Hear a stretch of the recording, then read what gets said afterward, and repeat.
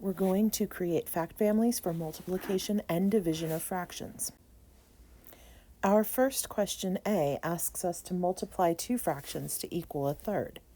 Since we know that the denominators and numerators are multiplied straight across, we just have to find the combination of denominators or numerators that equal the third piece. So as I list these out, I notice that there's a 5 and a 7, and if I multiply those straight across, I will get a 35. The same is true of my numerators. If I were to multiply the 2 and the 3, I would get a 6. Now, because multiplication is commutative, it does not matter which multiplier I put first, the 2/5 or the 3/7. So my multiplication for part A is 2/5 times 3/7 equals, and I multiply straight across, 2 times 3 is 6, and 5 times 7 is 35. Notice that also for part A, because multiplication is commutative, this could have been written as 3/7 times 2/5, and that also equals 3 times 2 is 6, and 7 times 5 is 35. Now for part B, we're going to be undoing this operation of multiplication, or creating an inverse operation.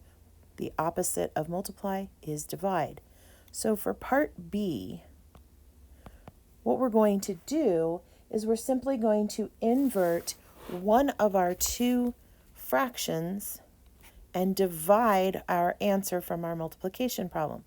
So for example, if I would like to essentially get rid of 2/5 on the left side of my first equation, I would divide this whole side by 2/5, and because I want to remain equal, I will also divide this by 2/5.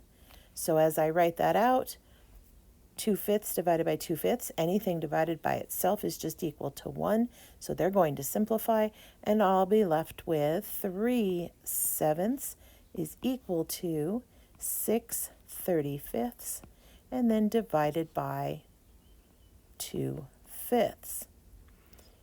And of course, I can swap which side the equals is on to match how Alex would like me to write that. So I'm just going to move this whole piece over here and equals 3/7. The same would have been true if I had chosen the 3/7 to divide by first, divided by 3/7. These will simplify to 1. Divide both sides because I am still equal by 3/7.